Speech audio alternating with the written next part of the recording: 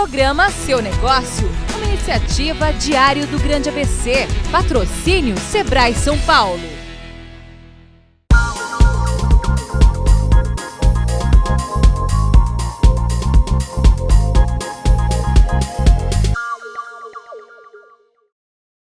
Olá, como vai? Programa Seu Negócio no ar. E hoje nós vamos falar de um assunto, é o seguinte: você é organizado? Já pensou em ter disciplina com a sua empresa? Nem sempre é fácil. Mas e quando a gente precisa de dinheiro?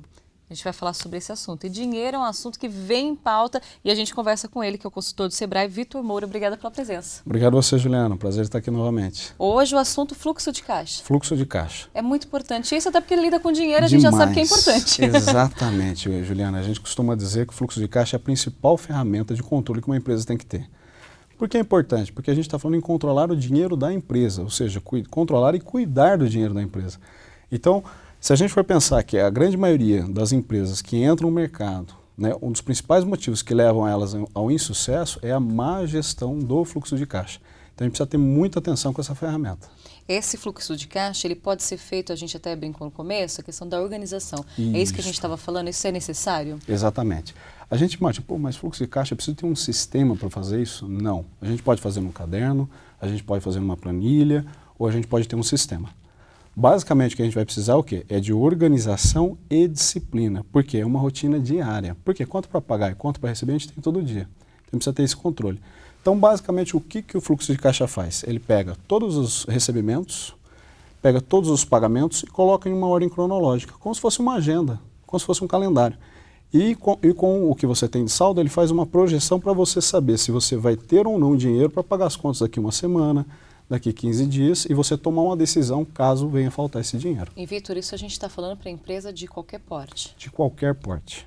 Isso vai depender do porte, se a pessoa vai usar o caderno ou um sistema de gestão. Exatamente, né? Ou seja, não tem desculpa para não fazer. Muitas vezes eu falo, mas eu não tenho estudo para isso. Eu falei, gente, é uma agenda, é um calendário.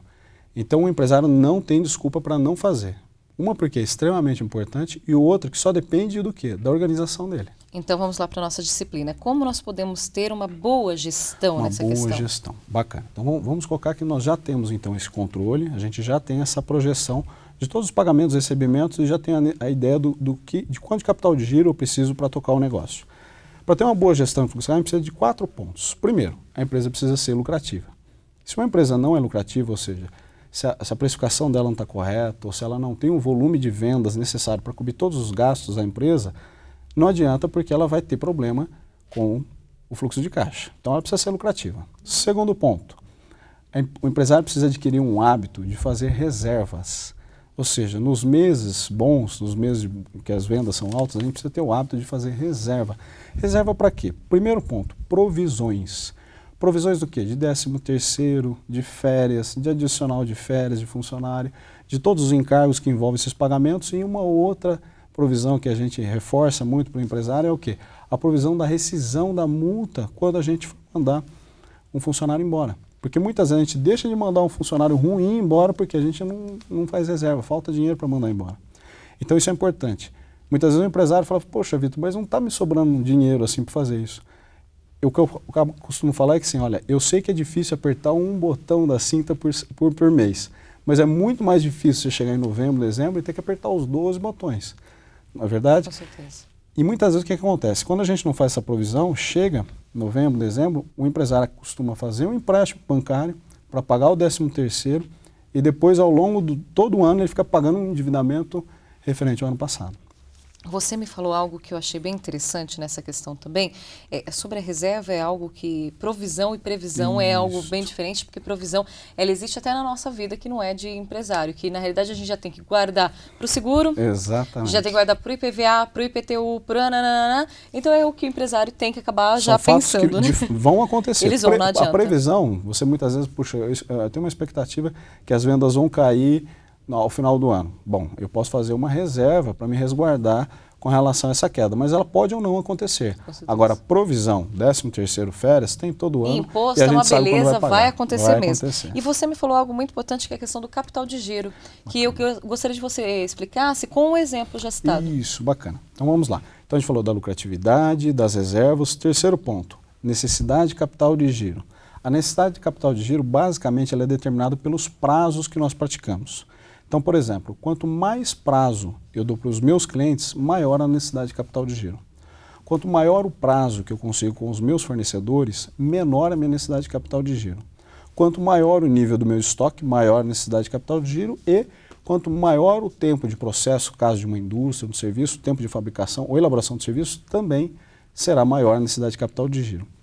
Se a gente for trazer isso na prática, vamos pegar, por exemplo, um restaurante, porque fica fácil que somos consumidores, a gente entende um pouquinho do que a gente vai falar agora. Restaurante normalmente dá prazo para cliente? Não. Não, a gente paga em dinheiro, cartão de débito, no máximo cartão de crédito, então é pouco prazo. O tempo de processo é muito longo? Não. Também não, a gente produz num único dia. Você acredita que o estoque de um restaurante é muito elevado? Também Determinadamente não, né? Por quê? Produtos são perecíveis. Uma outra coisa a gente tem estoque. E com isso, nós também não temos muito prazo com o fornecedor, porque a gente vai quase diariamente fazer essa compra. É um ou outro fornecedor que nos dá esse prazo. Nesse caso, percebe que é muito dinâmico. Eu tenho clientes, por exemplo, que errou muito na hora de fechar parceria com empresas que ia atender todos os funcionários e deu prazo de 30 dias. Então, quando ele deu prazo para o cliente, o que acontece? Ele teve que fornecer refeições, seja para 50, 60 funcionários, que foi o caso desse cliente, sem receber R$1 por dia e tendo que pagar à vista o fornecedor todos os dias. Então, isso gera uma necessidade de capital de giro muito grande. Então, isso, não que você não vá fazer, porque muitas vezes para aumentar faturamento, para ter uma margem nunca maior, você pode até fazer, mas desde que seja planejado. Que daí entra no quarto ponto, que é quando a gente fala sobre endividamento. O endividamento ele pode ocorrer caso esses três não sejam feitos? Exatamente. O que acontece? Quanto maior a necessidade de capital de giro, a gente precisa investir dinheiro na empresa para que a gente consiga fazer todos os pagamentos. Quando a gente pode fazer tanto com capital próprio, caso os sócios tenham recurso para injetar na empresa, ou a gente vai buscar recursos em banco, né? E muitas vezes quando a gente fala de endividamento, o empresário já torce o nariz porque ele julga uma coisa negativa. O endividamento ele pode ser saudável ou não saudável. Quando a gente quando o endividamento é planejado, a gente busca recursos como? Para fazer investimento, para a empresa crescer, para a empresa se tornar mais competitiva, ou até mesmo para injetar um capital de giro na empresa, mas desde que a forma seja feita de forma planejada. Então, o endividamento saudável é aquele que a gente paga um menor custo, ou seja, uma taxa de juros mais atrativa para a empresa e num prazo mais estendido. Normalmente a gente não planeja isso, então o que acontece? O empresário pega a taxa de juros altíssima e pega esse dinheiro a curtíssimo prazo, que faz com que ele acaba criando uma dependência do banco e faz com que o empresário vai todo mês, toda semana buscar dinheiro para pagar as contas. Vitor, eu gostaria de agradecer muito a sua presença. Muito obrigado, Juliana. E uma última dica para o empresário. Muitos têm o conhecimento de como fazer o fluxo de caixa, só que não colocam em prática. Os resultados da empresa são consequência do que nós colocamos em prática e não daquilo que nós sabemos. Então, fica essa dica para o empresário. Não, e o importante é, se ele já tem a experiência, por que não colocar em prática, né? Depois a gente vê. Se der errado, a gente cobra depois. Exatamente. Mas obrigada novamente, obrigado, tá? Juliana. Até tudo mais. de bom.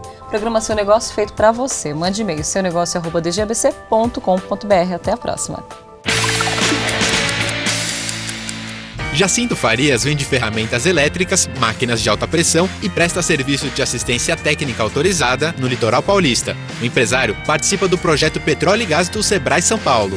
O projeto ensina as ferramentas necessárias para eu fornecer para as grandes empresas de petróleo e gás. O Sebrae São Paulo dá aquela força para a sua empresa crescer e aparecer.